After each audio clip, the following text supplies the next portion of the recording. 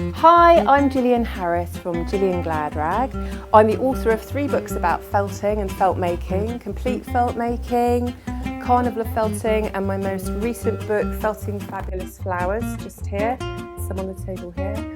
And I'm also the designer of our felt making kits, which we sell here and also to lots of other shops and businesses around the world. I design wet felting kits and I also design needle felting kits too. And we also have lots of other wools and equipment, everything you could possibly imagine to do with felting. And I'm talking to you from our studio, which is where I teach, above our shop. And our shop is called the Gilliangladrag Fluff-a-torium, and it's in Dorking, Surrey, UK. So in this mini tutorial I'm going to talk you through how to make a felt bag or a 3D shape. So this could be a bag like this, or it could be a tea cosy, or it could be a flower pot. The way these are made is around a template, a plastic template, and we're going to work the wool around the template so it's completely encased in wool. Then right at the end we cut the top open and we take the template out and we're left with what was around it. So it's quite a clever procedure, but you need to understand how it works. I'm going to work the vintage vignette kit, which is one of our best-selling kits. It has pink on the inside, as you can see here, and then it has this lovely sort of greeny yellow on the outside, and then the flowers are made separately and put on afterwards. So if you want to know how to make the flowers, then refer to our previous tutorial about making simple flat felt, and that will show you how to do that. The other thing to bear in mind when you are choosing a template, just before I start, is that anything you make will shrink. So it usually shrinks by about 20%, so just bear that in mind if you're cutting your own templates to make something. So I'm going to start with the pink, which is on the inside of the bag, and I'm going to start to lay that across the sides of the template with an overlap going across the side there. And the overlap is really, really important, as that will become your seam when you turn it over onto the other side in a minute. So just refer to our previous tutorial about how to pull this wool off, how to lay it out correctly, but you've got to make sure that you're releasing the very ends of the fibres and allowing it to be quite wispy. You don't want great big chunks of wool.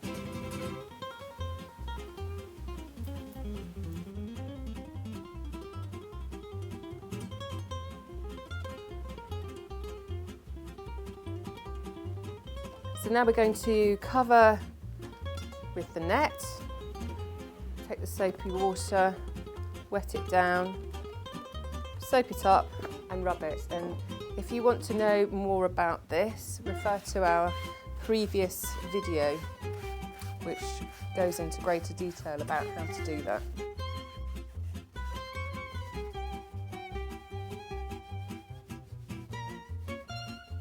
So only rub this for a couple of minutes, don't go too crazy, certainly no more than 5 minutes, otherwise you'll felt it too much and then your subsequent colour won't attach to it, so remember that. But once you've done your couple of minutes felting, you're going to take off the netting, turn the whole thing over, don't panic about this, be very calm, calmly turn it over, and then the next thing that happens is that you're going to fold in those edges. Sometimes some of the things you make will have a design on the inside as well, so it's important to put that out first before you're folding in the edges if you do want there to be a design on the inside, but this particular kit doesn't, so I'm just going to show you the basics for making the 3D shape. Any bits that you fold over, keep the edges nice and tight to the shape so you don't end up with a ridge around the edge when it's finished. Don't worry about all these little folds and so on, just get them in as tight as you can. Anything where you've got a big fold coming over like this, you can just tease it out, make it a little bit more wispy. And then dry your hands before you use the new wool again, otherwise it'll stick to your hands. And then you're going to do exactly the same thing on the other side. So you're going to get your same colour, you're going to go in the same direction, also with overlap all over again.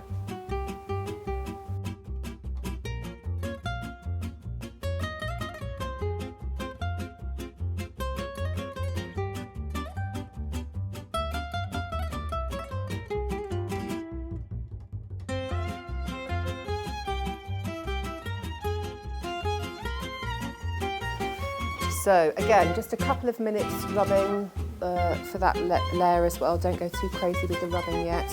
there's plenty of more of that to come later, so if you like rubbing, don't worry. Turn it over again. Edges come in straight away. So don't forget to turn your edges in.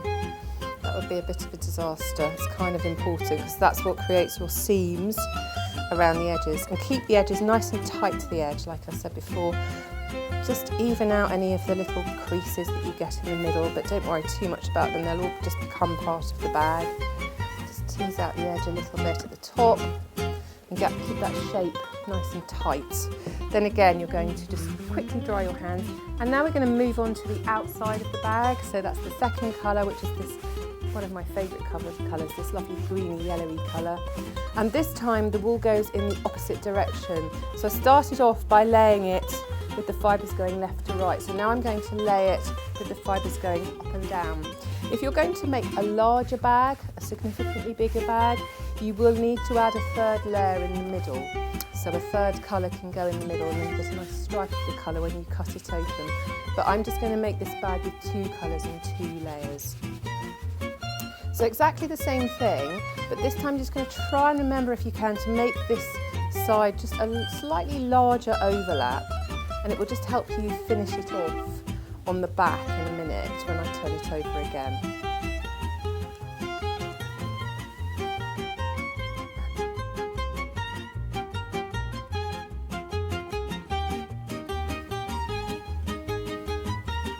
So people often say to me, how do I know when I put enough wool on? Well, you're basically laying out the wool until you get to the point where you can't see what's underneath anymore. But so if I could still see a little bit of the pink poking through, then I know I need to put more on there. Like I said before, this bag doesn't have a pattern on it. The pattern's put on afterwards with the separate flowers.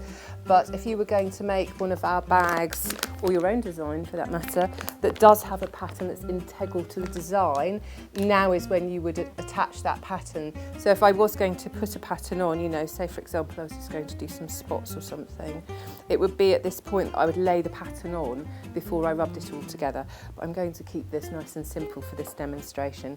So again, the net goes over the top and it gets wet down and rubbed, but this time it gets rubbed for significantly longer until all the fibres have really bonded together. So it's going to be somewhere around the 20-minute mark. The larger the bag, the longer it takes to rub. So you need to rub it until all the fibres are fixed. If you want to see more about that, look at our previous video about basic wet felting.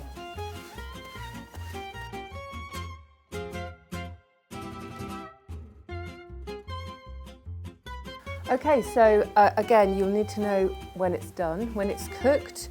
So peel back the netting and then rub your hand quite briskly over the fibres. They should feel fixed.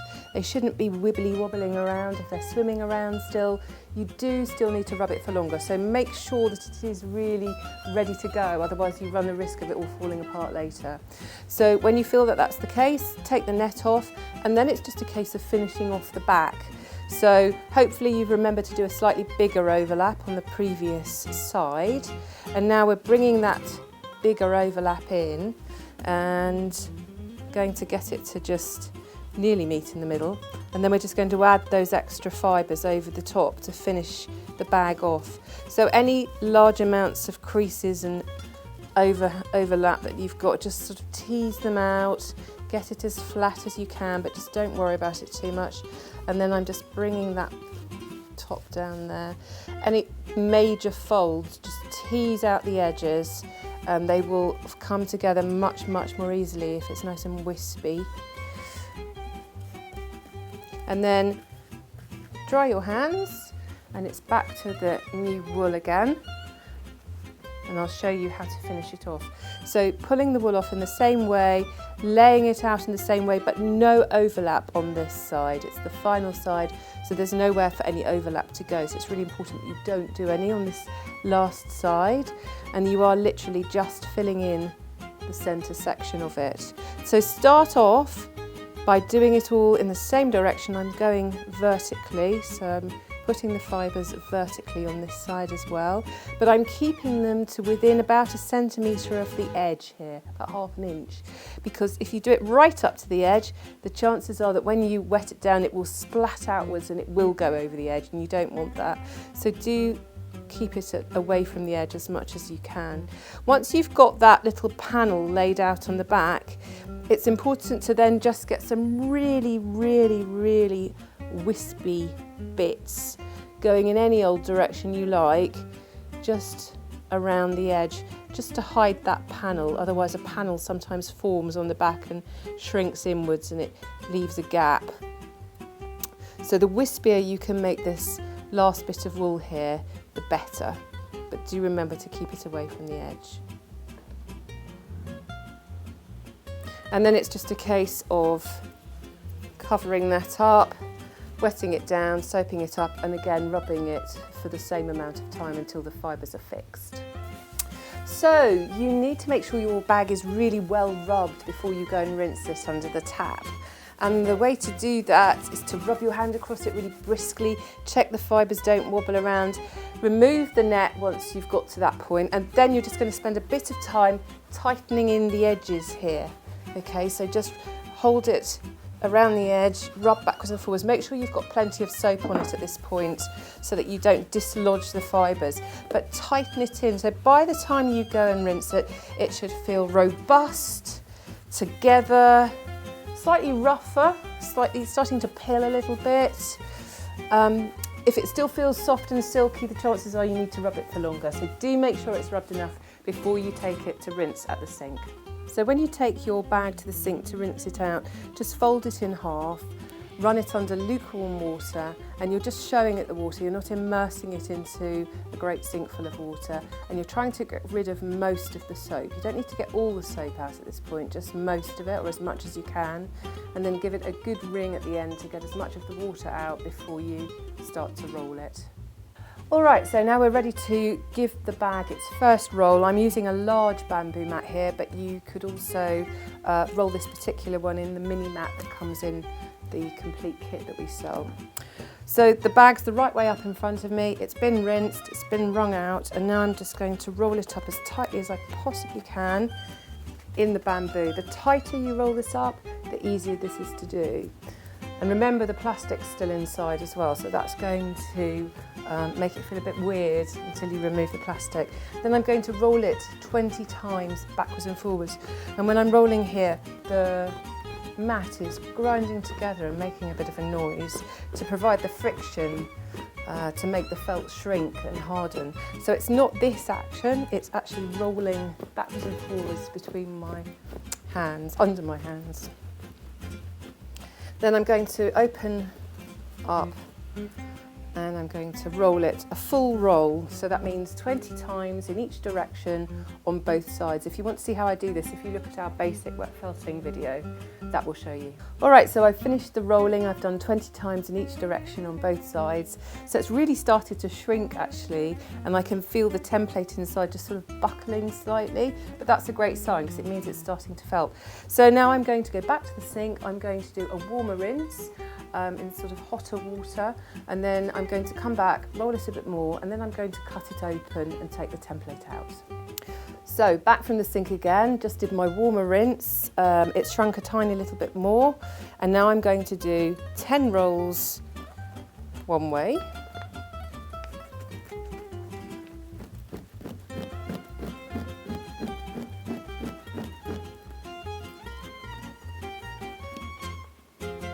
ten rolls the other way.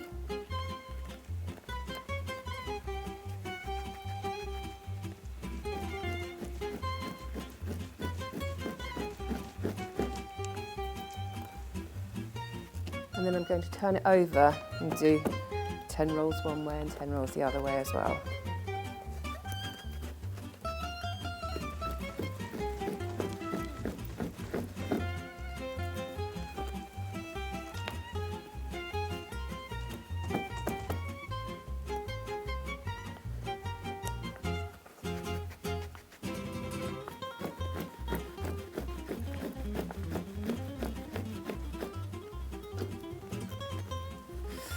Okay, now the exciting point at which we open it up with the scissors. So What you need here are some sharp pointy scissors. I've got these little angled ones, but any really sharp embroidery scissors would do the job fine. And then you're just going to push those in at the top edge. You should be able to feel the template against the scissor edge. It sort of feels like they're moving against plastic. So when you feel like you're right into the middle, you're just going to snip along there, and there is my plastic inside. You can see that. So what I'm going to do now is I'm just going to push that plastic out of the way with my finger. And then I'm going to take some larger, proper, sharp scissors. I'm going to continue across with those just to give me a nice clean edge. And then out comes the template, which you can see is all kind of gnarled up. It's got a bit sort of bent over as the bag's shrunk and the hot water and everything. So get rid of that. And then you probably just want to lay it down and just cut across again and give yourself a nice, neat edge finish. And it's at this point that I would then recommend getting a little bit of soapy water back on that edge that you've just cut, and indeed maybe just run the bar of soap along it as well, and just manipulate these newly cut edges for a couple of minutes, because it will give you a nice finish to them. If you don't, then they may end up being quite sort of fluffy and unfinished looking. So I always like to spend a little bit of time doing this. Well, I like to spend quite a lot of time doing it because I like them to be really finished, but it's entirely up to you how long you want to spend, but just a few minutes doing this. If you're doing it like this, be careful you don't felt them back together again. That's irritating. So just keep them separated and just keep rubbing until they're nicely finished. And then it's a case of rinsing again out at the tap, getting all of the soap out. I usually do a really hot rinse and a really cold rinse. The hotter the water, the more it will shrink. So if you kind of like the size it is and you don't want it to get too much smaller, stick to lukewarm water. But I like things to be really felted, well felted. So I usually use hot, then freezing cold, make sure all the soap is out. And then you're going to come back and just give it a final roll. Usually I would do like 10 in each direction on both sides again. But again, it's a movable feast. So if you feel it's not very well felted, you can do more. And that's all there is to it. So if you want to make handles for the bag, this particular kit's called Vintage Vignette, and it comes with the wool to make the felt handles inside the kits. There's lots of information in all of my books about how to make handles or cut handles, and we also have a fantastic selection of handles on our website if you want to make your own designs. The process I've just gone through is the same process you would use for making a tea cosy. This is one from my book Carnival of Felting, and this is a plant pot cover. So exactly the same process for those, and all the information can be found in my books.